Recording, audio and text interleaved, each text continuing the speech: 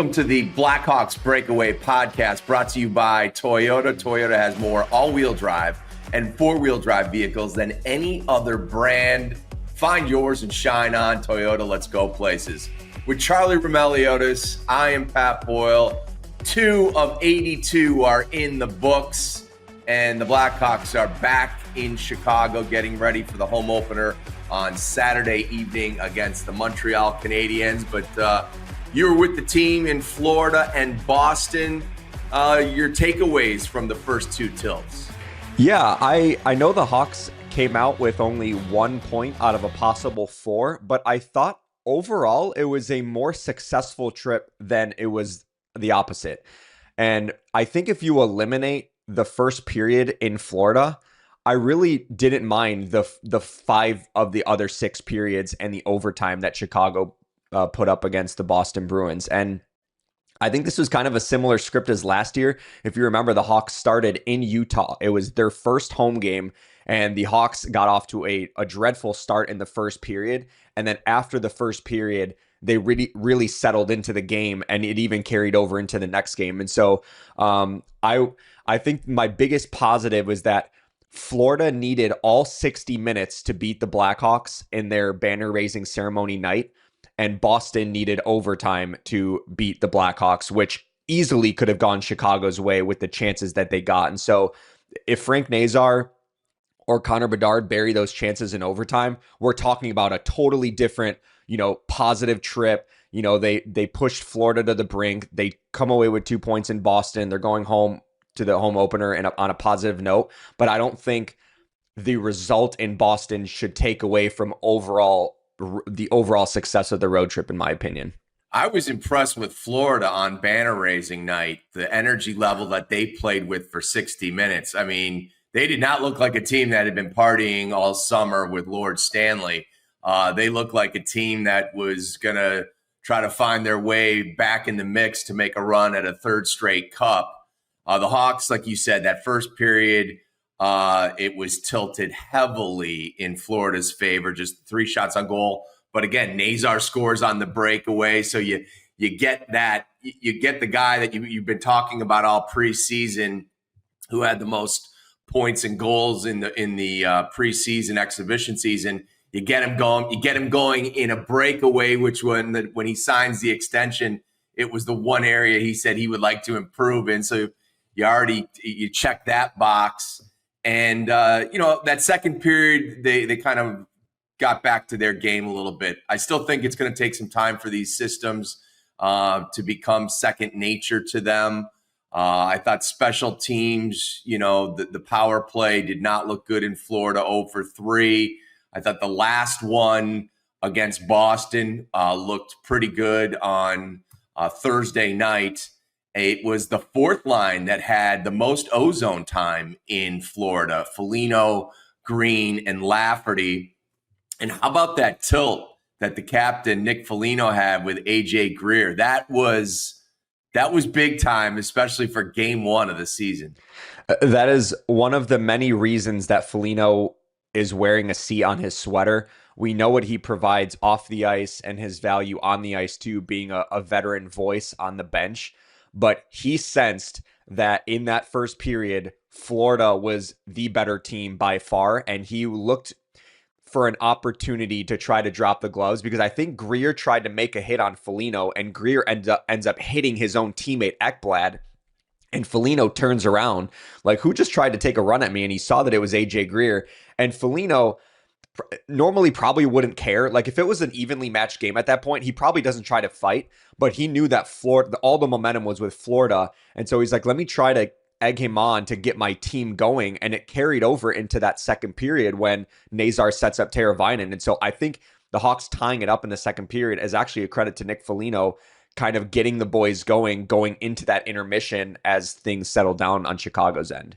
And how about the goaltending in both nights? Spencer Knight, fantastic in the opener in his old stomping grounds in Florida. And then Arvid Söderblom with some big-time saves, 3-on-1s. He was fantastic, and he held them in that game in Boston. Very impressive start for the 2 Blackhawks netminders. Yeah, and goaltending is going to be so crucial for the Blackhawks this year because they're so young on defense with Levshunov and Rinzel graduating to full-time NHL players, or at least making the opening night roster out of the gate. And you still have Wyatt Kaiser, Alex Vlasic, Louis Crevier in there as well. Ethan Del Mastro got sent to Rockford earlier this morning as we record this on Friday. And so he's going to get some time down there. But you want to empower the young defensemen to play free. But if you have goaltenders like Knight and Söderblom to depend on to be that last line of defense, it frees you up from potentially playing scared, knowing that if you had a goaltender back there that you didn't trust, you would try to play safe and conservative. But when you have a guy like Spencer Knight and Arvid Söderblom performing the way that they did in games 1 and 2, I think that allows the younger defensemen to be okay with making some mistakes and trying to get away with things, like trying to figure out what they can and can't get away with in the NHL, knowing that, okay, I trust my guy that if there's an odd man rush the other way, Spencer Knight is on his A game tonight, and I can potentially take this risk in the offensive zone. Well, we talked about Bedard and Nazar and internal competition and how we would see these two hopefully flourish in Nazar's first full year in the National Hockey League and Connor's third year in the National Hockey League. They have gotten off to fantastic starts. The rest of the NHL world is talking about it. I'm seeing it on podcasts. Heard Edzo mention it on the TNT broadcast the other night. Nazar gets the opener in Florida on the breakaway, picks up an assist in Boston. I said we on the pregame show, we usually try to pick a player who could end up being one of the 3 stars. Inevitably, I picked Bedsy. But for good reason last night. I said, look, he scored his first NHL goal in Boston at TD Garden in game 2 of his professional career. This is game 2. He's going to get goal 1 of his third campaign. And lo and behold, he gets the one-timer on a great pass by Burakovsky, and Colton Dach, who was moved to the top line, made a hit to make a play, or took a hit to make a play, I should say. And Bedsy rang one off the crossbar in Florida. We talked about the speed factor, the analytics. They support what our eyes have seen in the preseason. Over a mile per hour faster, his top speed in Florida than it was a year ago. That doesn't sound like a lot. It's a lot.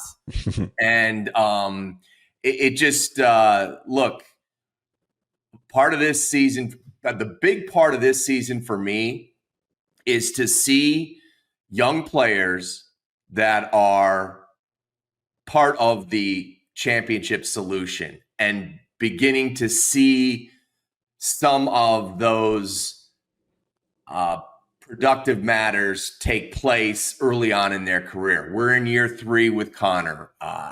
We both said we expected him to take a big step. We heard about the commitment and the time, effort that he put in the offseason. And man, have we seen already in a limited sample size production that would lend you to believe that good things are on the horizon for Bedard, Nazar, and the Blackhawks. Yeah, it's a great point, because if you look at the first 2 games, the Hawks got unbelievable goaltending from Spencer Knight and Arvid Söderblom, which could be their long-term tandem down the road or in the future. Game 1 in Florida was the Frank Nazar show. Game 2 was the Connor Bedard show. So like your 2 prized possessions up front this year, they were up to the task in their respective games. And even Nazar in Boston as well. Like if he buries that chance in overtime, it's another, a really strong game for him. And we're talking about the Frank Nazar breakout season that we were all expecting.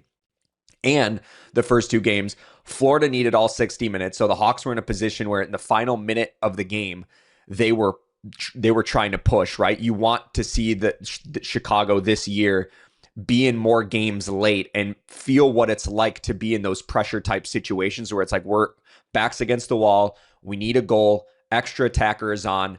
They experienced that in the second to last preseason game against Minnesota, where all those young guys were out there with Rinzel and Nazar, Bedard, had like 9 shot attempts in the final minute and a half. And so you want them to feel what it's like to be in those situations. And then in Boston, not only were they in an overtime game, but things got really chippy as well. And you saw guys stepping up for each other. And Connor Bedard even said it post game. He said, we're not going to take any, you know what, from anyone this year. And I think that's more an indication of how much they're starting to bond off the ice together. Because it's like, that's my guy. Nikita Zadorov was the guy that cross-checked Frank Nazar. And then Connor Bedard comes swooping in, trying to protect his guy, because they're starting to have that bond off the ice. And so that is another low-key factor that I think was an encouraging part of the road trip. And I think Jeff Blashill has been talking about, it's great that we're in these games late, but we want to try to find a way to win those games. I like that he's setting that standard, but that's going to come down the road as the talent level starts to elevate. I just want to see that they're in those games, they're sticking up for each other, and the top guys are producing, and we saw exactly that in the first 2 games. I want to go back to what you said about the physicality part of it. We all know this team is not exactly built to be a big physical team. They have limited players to go out there and do what Nick Foligno did against Greer the other night. They just don't have it. You can go, when you're building a championship contender, you can find those pieces down the road. You're not going to commit to them in, whatever year you think this is the rebuild, year 3 or 4. You're not going to, go out there and grab your guy that is going to police necessarily Bedard for the next 8 years. But you have to have those players still in the fold. And it does take more of a group effort to when a team pushes back at you and pokes you in the chest, you do have to stand up. Zadorov, what he did to Rinzel, I mean, that to me is boarding. I know Rinzel turns and puts himself in a vulnerable spot, but you're told to not hit in the back, and he clearly did that face first into the glass. Zadorov was doing what Big Z usually does. Yeah, and Rinzel is 6'5" too, so that's not a guy that he's hitting that's undersized, and it just caught him at, like, he's a big dude. And the stuff that we saw Bedard doing, it wasn't just stinky glove to get it, to look and give the perception that he's sticking up for his buddies. There was a feistiness about him in both games. And it goes to the confidence level we've seen in the dressing room. It goes to just how he handled that scrum last night in Boston. Just very comfortable, 20 years now of age, 3rd year in the league, has lived on his own for a couple, he's been through the highs and lows already in 2 years with all the expectations placed on him. And he looks like he's in control of things. And it's such a great thing to see. And the other part you said is how this team is coming together. When you look back at last year at this time, one of the oldest teams in the league, we had several players in their final year in the National Hockey League on expiring contracts. It created a different dynamic in the room. There's just no two ways about it. We talked about how when Nazar got called up, Artyom Levshunov comes up, Rinzel joins the fray at the end of this season, Oliver Moore, Spencer Knight's arrival, it changed. And so the start of this year on the opening night roster, 13 players, 24 and under, there were 4 on the roster a year ago. I mean, that is a huge change. So not only are they, coming together off the ice, but what they do at TD Garden in Game 2 is something they're going to build upon throughout this year and years down the road. This isn't sticking up for a player that's going to announce his retirement in April or going to be necessarily traded at the trade deadline in March. These are guys, many of them, that are going to grow together over the next handful of years, hopefully into a championship contender. And so the hockey habits that you're trying to have instilled in your game that Jeff Blashill talks about, tape to tape passes, hound pucks, get in on the forecheck, all those things. There are these other things too, sticking up for one another, not backing down when another team challenges you. And so, like, as you watch this team, also think about what the foundation that it's setting for the future. Right. We've talked a lot about how the teams that are closest off the ice are usually the ones that it translates into winning, because they're all going to battle for each other. And one of the encouraging things I've noticed throughout training camp, but also being on the road trip and being able to see how the guys are with each other, they move as a team. Like, they go out together, like we landed in Florida and the entire team went out, like they went on a walk, like up and down, Fort Lauderdale, like as a team. It was like 25 of them that all went out there together, and they're doing things together. Whereas in the past, it was like the veterans guys with the kids that just want to get home and, they want to spend time with family, which is fine. But then it's like the middle-age range guys. And then there's like the really young guys, right? And it's just these kind of layers. Now it's like they're all together. And I think, like, I've seen Connor and Frank Nazar spend a lot of time together off the ice over the last couple of weeks. And it's like, that's a bond that's forming off the ice as well. And other guys are starting to get looped, like they're all starting to do things together. And I really believe that it's going to be a byproduct of how that translates on the ice. And one of the other things that I also really appreciated was when Nikita Zadorov hit Sam Rinzel, Jeff Blashill got in front of the bench, the Chicago bench. He signaled down the official and he was in his face wondering why that was not a boarding. I think when the guys sitting on the bench see that their head coach is doing that, they're like, oh, this guy is going to war for us. We better pay him back for him sticking up for us and making sure that we're playing hard for him. And I think that's going to go a long way too. By the way, we are going to hear from Frank Nazar at length at the end of this podcast. I sat down with him during the preseason. It's at least a 15-minute interview. It's Frank Unplugged. He's fantastic. So look forward to bringing that to you in just a second. I also think Frank is going to take some of the media responsibilities and leadership responsibilities off of Connor's plate. And I think when, they go to Detroit or all, big markets north of the border for Hockey Night in Canada, if Nazar comes in on a tear, they're going to cover Connor Bedard and they're going to talk to him. But they may also defer to Nazar a little bit. So I think just like with Kane and Taves, divide and conquer, so to speak, when we talk about handling media responsibilities and the leadership responsibilities, I think Frank is going to help in that arena as well.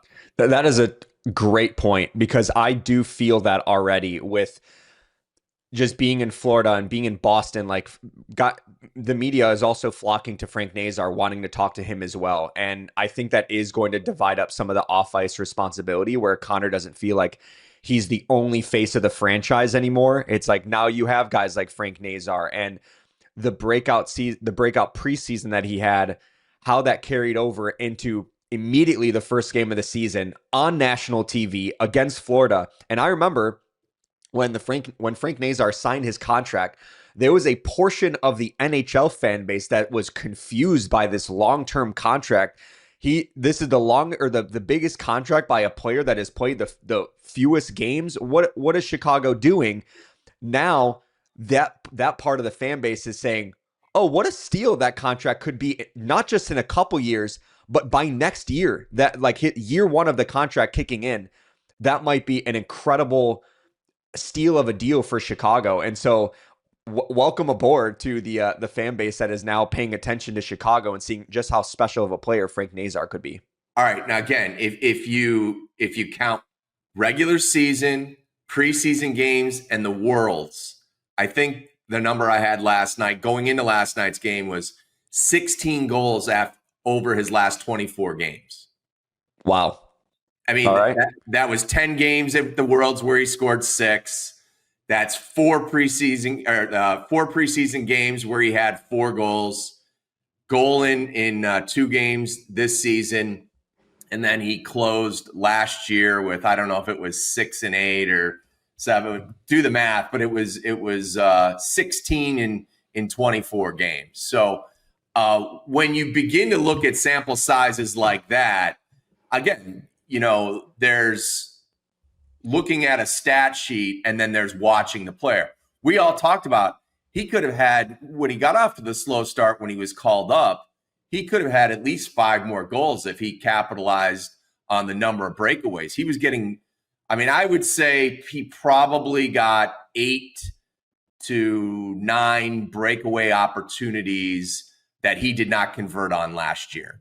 Yeah, and the only one I can think of that he buried, or that's jumping off the top of my head, is that penalty shot he had against Utah at home. And that was like a designed, it was just a penalty shot, so he didn't have anyone chasing down him. But there were so many opportunities that Frank Nazar didn't bury last year that I believe he's going to start burying this year. And it's encouraging because, like you mentioned, you marry the finish last year, the final 8 games where he had 9 points. So he's more than a point per game player in those final 8 in the final month or so of the season. Then what he did at the Worlds with 12 points in 10 games. Then what he did in the preseason. Now what he's doing in the first 2 games. The sample size is starting to grow where you can feel comfortable enough where you're like, oh yeah, this is the Frank Nazar that we think he's going to be, not the guy that had a hard time producing at the first half of the season. Like that, he could. It was funny. We I think we did our predictions here on the last podcast. What we think Frank Nazar is gonna, and I had him at 62 points this year, and I'm like, am I too low? I thought that was gonna be an aggressive prediction, but like I genuinely don't even know what the ceiling could be for Frank Nazar, and I don't even want to cap it because I'm like, let's just ride this out and see what he can be. Because if he is who we think he is and is growing into, boy, that's going to be fun to watch for Chicago for many years. We had Frank Saravalli on the pregame show last night, and he had a hot take that he thinks Nazar is going to have more points than Bedard this year. And, I don't think he's crazy by saying that. And he doesn't look at it as a negative towards Bedard. He looks at it as a positive for the Blackhawks. And again, this feeding off one another. Let's talk a little bit about the line change, because we see that Bertuzzi, Teuws, and Nazar have chemistry, and there's a reason Blashill wants to keep them together. So Colton Dach was bumped up. Ryan Donato was dropped down. Burakovsky skated alongside Bedard.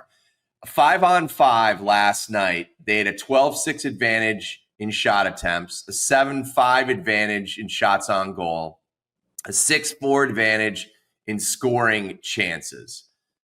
Your thoughts on the Dach, Bedzi, Burakovsky line? Yeah, well, I knew that Bedard and Burakovsky were going to take a little bit of time for them to develop some chemistry, because it's not a player that Bedard had played with in the past, whereas you staple Ryan Donato to that line and you know what Connor and Donato are going to do together. But with Burakovsky, it's a different player. And with Donato, I never saw it as an ideal fit with Bedard long term, just because he's more of a middle six guy. And because Donato's also not the fleetest of foot, you want to make sure that there's a guy that can also skate, get pucks. And I think Colton Dach is a better skater than Donato, but he's also got the size. He's got good hands. He can be annoying in front of the net. He can take a hit to make the play that he did to Burakovsky. And I think as Burakovsky gets more acclimated to playing with Connor Bedard, I like what that fit is going to be. It just might take some time, and there might be some frustrating moments where you're ready to give up on him, but I think I want to see what he's going to do for a while. But I thought it was a terrific performance for Burakovsky against Boston. Did you hear what Bedard said about Burakovsky after the game? Remind me. I watched it, but he was just asked, what's it like playing with him? And he had nothing but, and again, players aren't going to throw teammates under the bus, but if they don't think it's like instant chemistry or a building block for the future, they're not going to wax poetic about it. He waxed poetic about it. Just said that, Andre could play the game slow and fast. He knows, I think he sees the game similarly to Bedard. And when we talk about this, it takes a player with a certain hockey IQ to play with 98.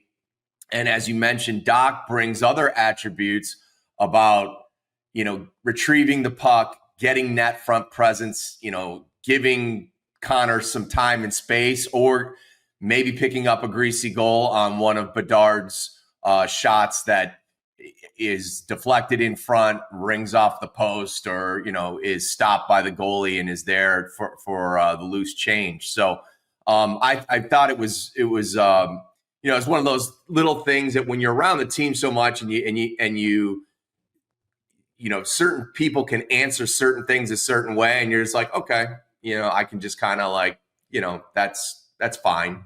But when someone goes out of their way and kind of adds to it and gives several reasons why, I take that a little bit more to heart. Jason Dickinson left last night's game. What do you know about Dickinson? It was a little vague with what Blashill had to say afterwards. Yeah, I'm still trying to learn Jeff Blashill language, so I'm not sure if the non-update is concerning or if that's just how Blashill operates, where he doesn't want to disclose injury information until he actually gathers more information on what's going on. And the Blackhawks have an off day today as we record this on Friday, so they'll be back for morning skate on Saturday morning, and that's when we'll get more clarification on Jason's injury. But the Hawks immediately felt his presence, Pat, because they went through a 5-on-3, a full 2-minute 5-on-3 power play, or penalty kill, I should say, 5-on-3 power play for Boston at the end of that second period that carried over into the third. Jason Dickinson is their top penalty killer, and he was not out there, obviously, for the power play, or for the penalty kill. But then Nick Foligno goes and takes the draw with Ilya Mikheyev. He commits the delay of game penalty, and he goes to the box. So now you got your two best faceoff guys, or the ones that you rely on the most, Dickinson and Foligno.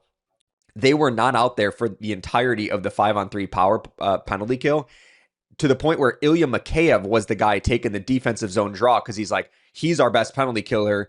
We can't afford to send a center out there to win the faceoffs, then in the second period skate all the way to the Chicago bench to get Ilya Mikheyev back on. So they just threw out Mikheyev out there to take the defensive zone draw, and the Hawks had a really hard time winning those important faceoffs. And so that's where you see not only does Dickinson shut down the top line, but they rely on him in those defensive zone, very important faceoffs, and he was not out there. And then Foligno wasn't out there for the 5-on-3, so it compounded it. So that was tough. And so hopefully, if you're Chicago, that injury is not going to be, he's not going to miss much time with it, because he is such an important part of what the Blackhawks are trying to do here. Yeah, and faceoffs are a problem with this team. If you're not named Jason Dickinson or, Nick Foligno, like we saw on the Crevier goal, how important draws are, especially on a team that has limited offensive opportunities. If you can, I think last night they were 42%. If you get that closer to 50, and if you somehow get it above, think of how much more time you have the puck and you're not trying to chase it down. Artyom Levshunov. I asked Colin Fraser, what he thought of Artyom Levshunov, and he goes, "It's always an Artie party." Sometimes it's great, and sometimes it's got some bad. And we have come to kind of expect that from him a little bit.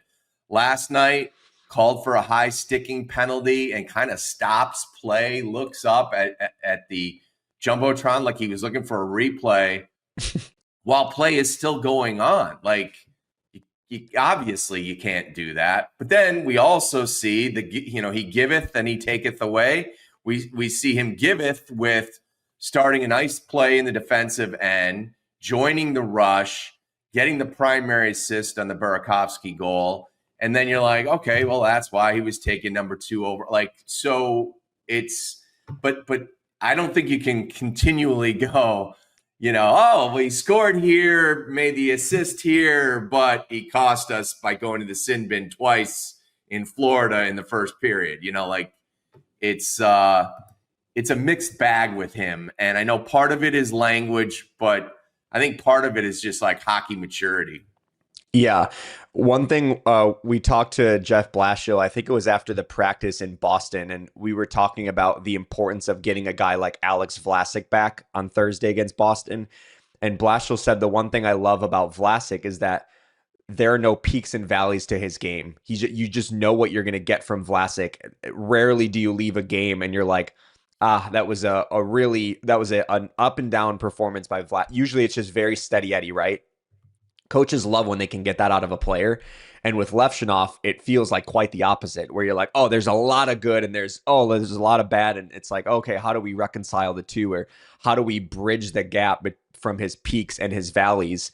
And I will say, like, Levshunov for sure needs seasoning, but I really believe in the player, and I believe that he can become the player in the NHL. It's just going to take a lot of growing pains to get there. And he is still so young. And you could argue, honestly, that he should have been in college last year, and this should have been his first full season in the AHL, and then he graduates to the NHL next year.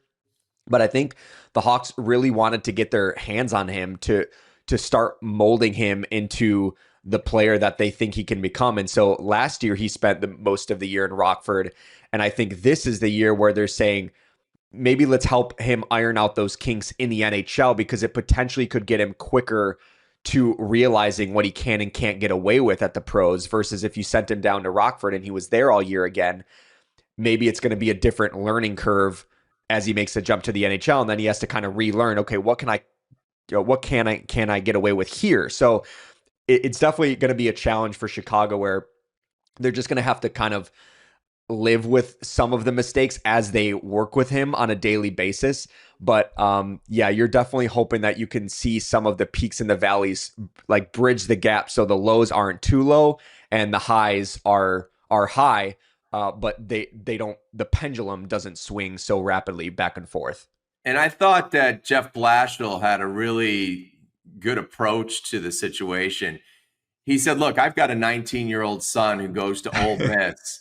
Imagine if I dropped him in Moscow. How would that go? So every time, he's interacting, and he's spending, from what I understand, a lot of time interacting with Artie, taking him, kind of under his wing, just because of this, this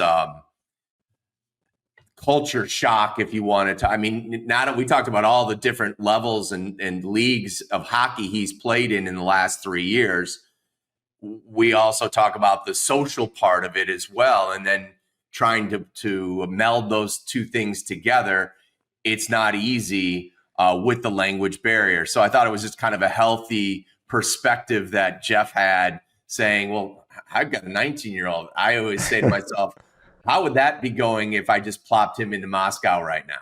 Yeah, it was a brilliant quote, because it's so true if you think of it for any of us. And not only that, but the amount of leagues that Levshunov has jumped from over it's 5 leagues in the last 2 years. Like, so he's bounced around so many times. And so he hasn't really been able to just settle into one. And one thing I also want to mention, that because the Hawks are working closely with Levshunov off behind the scenes, but so is Wyatt Kaiser. Last week when the Cubs, or when the Blackhawks went to the Cubs game, when Nazar, Bedard, Foligno, they all went there, I was talking to Wyatt and I said, are you part of the group that's going to the Cubs game? He's like, no. He's like, I'm going to do some video work here with Levshunov. So him and Levshunov stayed back to do some video work together as a pairing. And so I thought that was a sign of maturity too by Kaiser, to recognize, hey, I want to be part of the solution to help grow Levshunov's game. And if we have to sacrifice a little bit of a team outing to do it, then so be it.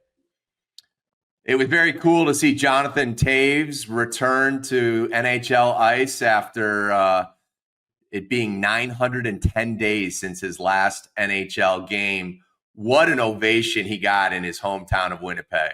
That was awesome. And I guess he had a ton of family and friends in attendance. One of which, by the way, I was texting with yesterday was Patrick Sharp. He was in the building supporting his former captain. I thought that was a nice gesture by Sharpie to go support Taves. And it sounded like Taves got better as the game went along. And I didn't see what his final ice time was. I think it was like 18-ish minutes, but he was skating as the second line center. So not the third line, second line center. So they're depending on him. And I think 4 of those minutes were on the power play. So he is like on that first power play unit, it sounds like. And it was just great to see Taves back on the ice. There was question whether or not he was even going to be ready for the game because he was dealing with the preseason injury. So I'm glad he was able to have that home opener moment so that he could get that type of ovation. I don't know if you listened to 32 Thoughts yet. You and I both are fans of that podcast. Elliot put the stopwatch on Connor McDavid's applause after re-signing with the Edmonton Oilers and the ovation he got in Edmonton versus the Taves reaction by the fans in Winnipeg. And he said the Taves reaction dwarfed McDavid.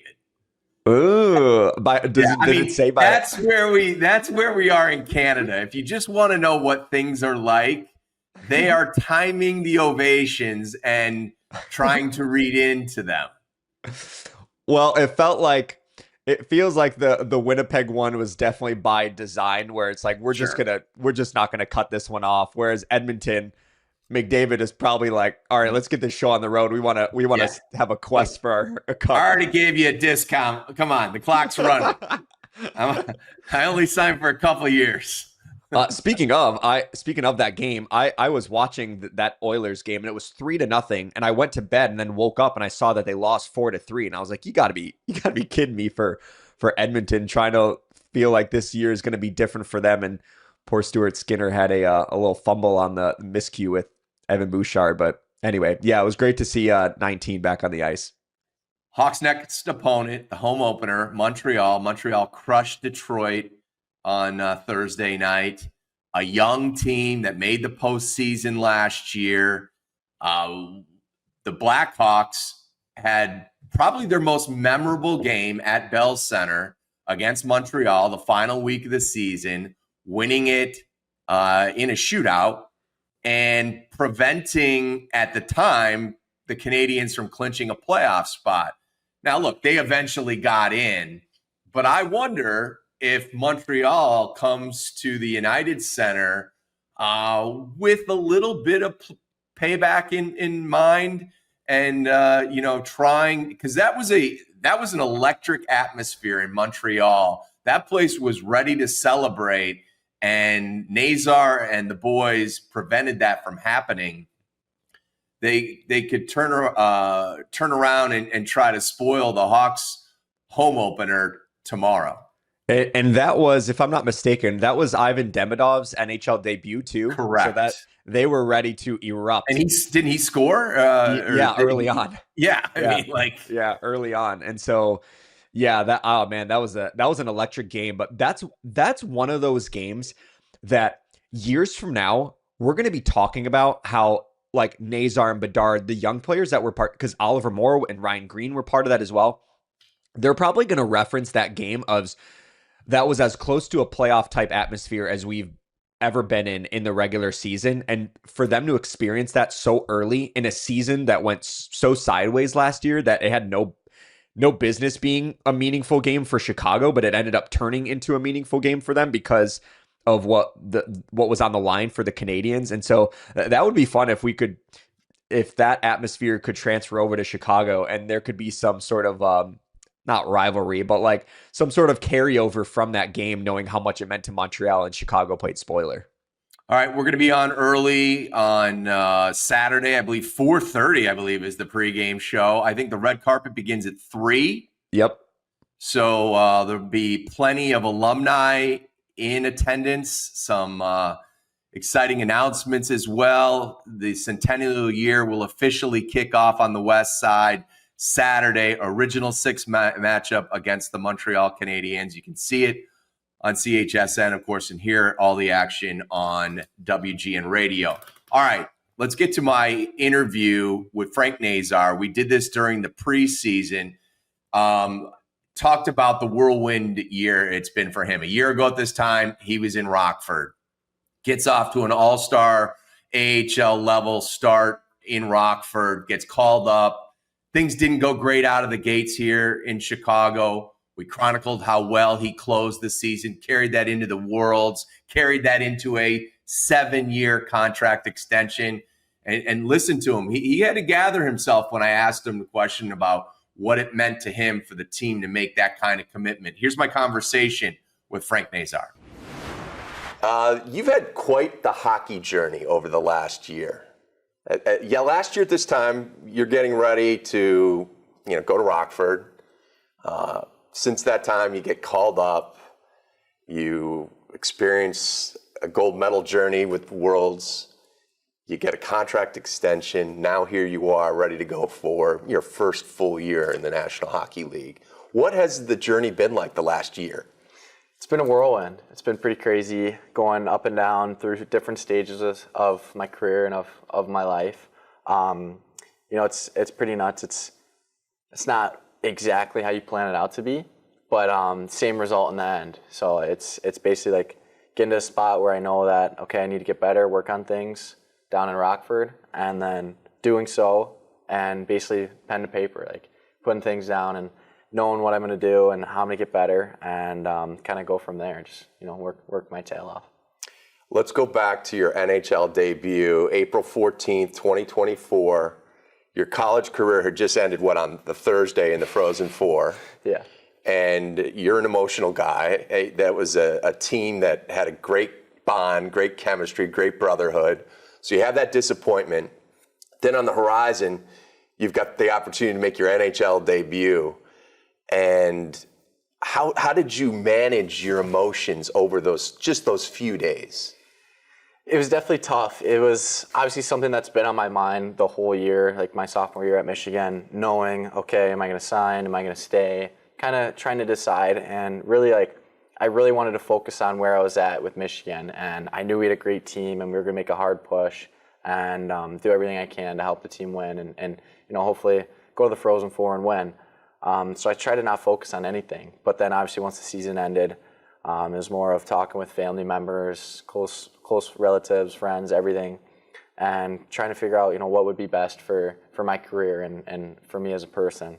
And literally got home, kind of talked with some of my teammates and, went to bed, woke up the next day and it was like, boom, like phone call now, phone call then, this time. And it's like I'm on the phone the whole entire day trying to make a decision, get information, take info in, and then it was the next day and I was like, okay, I need to make a decision by 4. And I had to physically sign the contract and send it into the NHL by 4:00.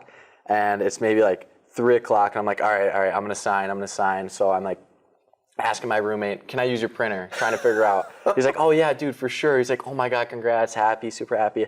Go to use it, out of ink. I've got an hour, I'm texting, I'm freaking out. I'm like, oh, where am I gonna get a printer? So I text our assistant coach and he meets me at the rink and we get there and get it signed and everything and sent in, and it was 3:55. I made it by 5 minutes. Really? Yeah, it was because if I didn't get it in by 4, I wouldn't have played the next day. So that was that Saturday because you made the debut on Sunday. Exactly, yeah. Wow. And it was a 5-minute, if I didn't get that sent in, I wouldn't have played the next day. And that's crazy. Now, did you sleep that night? Because you had to because you were at morning skate on Sunday, right? Yeah, and so that night, I literally went home after I signed the contract. I packed up basically a weekend trip bag and toothbrush and a suit and left to Chicago and showed up here very late at night. I think it might have been 11 o'clock. I got to the hotel and got settled in, and it was tough falling asleep just thinking about basically like what led me to that moment and where I was at, and just how thankful to my parents and my family and everyone I was. And then the storybook day continues, and you go out and you score a goal in your first NHL game. I mean, take me through that goal. Take me through the celebration too. It's honestly, it's pretty funny. I was talking about like things don't always go as planned, but I think, you know, that day kind of was exactly how I wanted to go. I mean, obviously could have used a win, would have been a lot better. Sure. But just having so many family members and friends at that game, and you know, I always, growing up, I was like, okay, like I really like my first NHL game. I want everyone there. I want everyone to see this, like everyone to be there and be around to see this happen, and my first goal and like everything, like all my family members, and just super excited for that day to come. A little nervous before. I talked to a few people to kind of like try to calm my nerves and figure things out. And I actually had a chance, like my first shift, we had a power play, and I just grazed the post, and then I was like, oh, that could have been my only chance of the game, you know, and got a different plan, and came down obviously on the breakaway and scored in front of all my family and friends, and it was, you know, something that I know all of them won't forget, and I won't forget. You talk about the plan. Was there a plan for that celebration, or did it come to you? No, honestly, it just kind of came to me. It's just a lot of speed, and I had a mullet at the time, just because of Michigan. I was like going to playoffs, like you got to get a mullet, and so everybody did. And so I was kind of just like, you know what, I'm gonna slick the hair back on the ice and tuck the stick in, and I love to celebrate and show that excitement with every goal. So last year you go to Rockford and you have, I don't know, what was it? Basically over a point per game production in your first 21 games. You're named an AHL All-Star, and then you get called up in December, and you had 1 point in your first 10 games. You're a confident guy, but was your confidence tested in that first 10 games in the National Hockey League? Honestly, that's a great question. I'd say no. Even if you go back and watch those games, considering time played and the chances that I was getting, even so, like I feel like I was almost getting a grade A chance per game, and I'm like, okay, like once I start figuring things out and figuring the goalies and the league out, like if I put those in every other game, I'm looking at a goal every other game or an assist every other game, and and things just start to work out. And that's kind of just how I've always felt. I'm looking more of the process, mm-hmm. and if I'm getting those opportunities, then always looking at the results. And then the results came down the stretch, right? 9 points over your last 10 games. And I know it was a modest 3-0-1 streak to win this season, but how important was it for this young team and yourself to have that finish to the season to kind of push you into this season? I think it was great. I think a huge part of playing hockey is like you start it as a kid and you start it because you enjoy it and you have fun doing so. And I think something that a lot of us realized was just how fun it can be when you're winning games pretty consistently at the end, and you're doing it with guys that you connect with and your age, that you have fun with, and enjoy going to the rink and seeing each other. And I think that's something that we're building here, and something that a lot of us are trying to bring to the rink every day, and bring that joy and that excitement and having fun out there in practice and on the ice, and some say like whooping it up and getting guys going, and that's something that I want to bring to the rink every day, and I think it just adds to that compete and that level to win. You had a great finish here with the Blackhawks, and then you go lead Team USA in points and lead them to a gold first time in 90 plus years. Did you feel that kind of like things were rolling for you and it was good to be able to continue a hockey season even though it had ended here in Chicago? Yeah, definitely. A huge part of my decision of going to Worlds, I was kind of like in and out, knowing I wanted to have a great summer and come in this year and have a great year. And a huge part was just being able to put on that USA jersey. Like, how can you say no? And also, I wanted to get used to playing more games after the season ended. Yeah. And playing extra games and getting used to that feeling of playing more than 82 a year. And it definitely helped being able to end the season strong and keep it rolling. But it's also a different atmosphere. Like, you're playing with guys from across the league, these superstars who've been playing for many years and, have a great name for themselves. So when I first got there, I'm like, okay, a little intimidating, like knowing all these guys are out there on the ice and how great they are. But really, it's just, putting the work forward and just showcasing what I can do and trusting in my skills. You were invited to the U.S. Olympic orientation camp. That's quite an honor. What was that like, and how motivated are you to try and make that Olympic team? It was awesome. I think we talked a little bit before about getting to know Patrick Kane, and there's just some all-time Americans at that camp, including him, and really just getting to spend the time with them and get to know them as humans, and get to know their leadership abilities and kind of things that they do to show that leadership and learn from them was a huge part. And really just to be able to be in the same room as all those guys was awesome. You met Blashill when you were in the U.S. development program, correct? Yeah. When he was with Detroit? Yeah.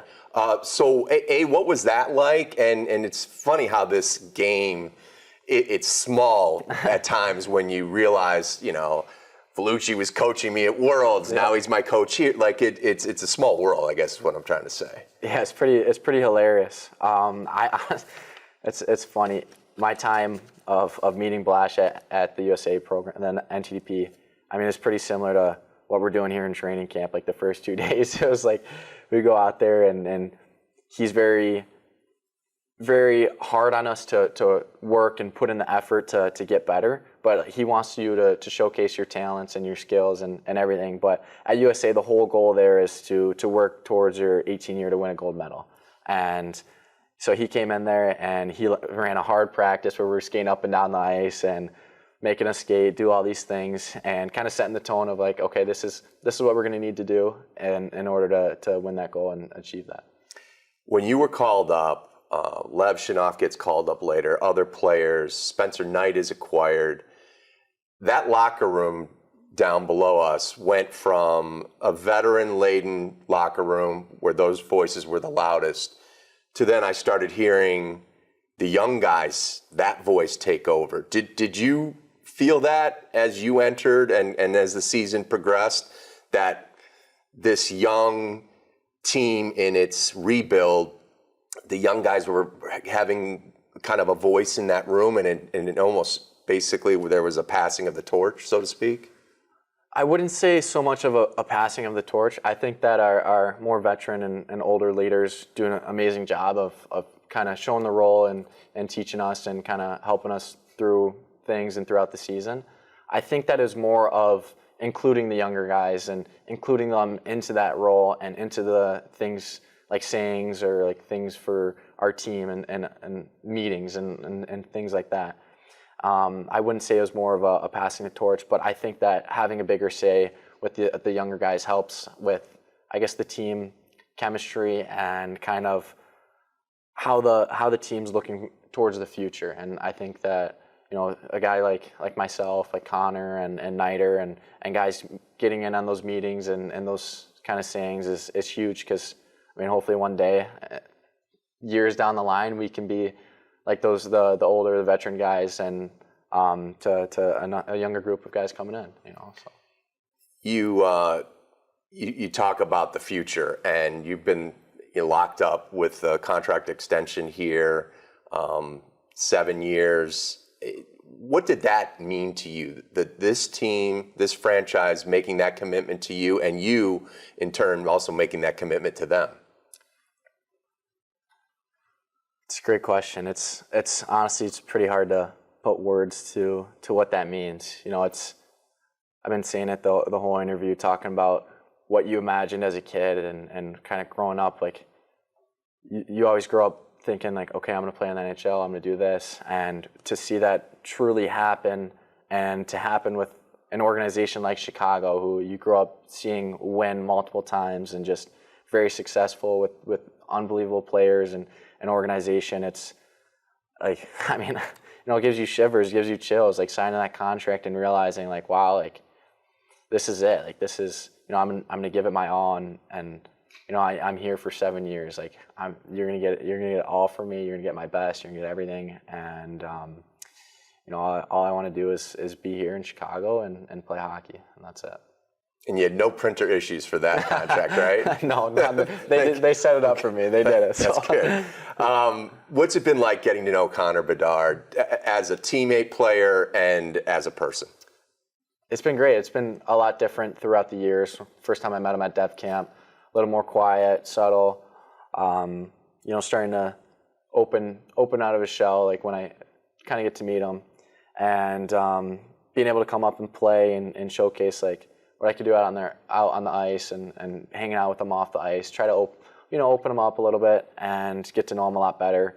And it's been great being able to joke with him and send him funny videos and joke with him out on the ice and make him laugh and all this stuff. And he's been a great help and a great friend so far since I've been here. And trying to make it lighter around the rink. During the Cup winning years, there was a lot of internal competition amongst the players. I know you worked out with Patrick Kane.